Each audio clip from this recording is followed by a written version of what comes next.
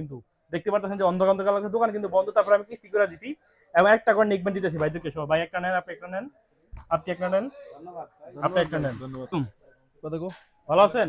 জি অবশ্যই ভালো আছেন? আলহামদুলিল্লাহ। আপনি ভালো আছেন? আপনি মুখ আলহামদুলিল্লাহ। খুলবেন কা?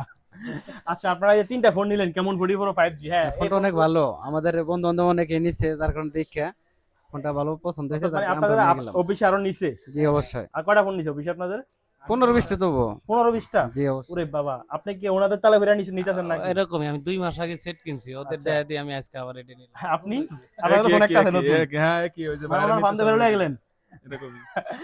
আচ্ছা, যাই হোক, ফোনটা অবশ্যই ভালো ভাই। ওনাদেরকে হচ্ছে যে আমার এক ভাই ব্রাদার পাঠাইছে, যেটা হচ্ছে ওনাদের অফিসে আরো অনেক ফোন নিছে, ওনার সার্ভিসটা অনেক ভালো পাইছে। কিন্তু আমার দোকান এখন বন্ধ কিন্তু দেখতে পাচ্ছেন যে অন্ধকার কালার দোকান কিন্তু বন্ধ, তারপর আমি কিস্তি করে দিছি এবং একটা করে নেকবেন দিতেছি ভাইদেরকে সব। ভাই একটা নেন, আপনি একটা নেন, আপনি একটা নেন, আপনি একটা নেন। ধন্যবাদ। ৩টা ফোন নিছে ভাই, কেমন 44 Pro 5G একটা করে নেকবেন গিফট পেয়েছি। দোকান বন্ধ, তারপরে কিস্তি করে দিছি।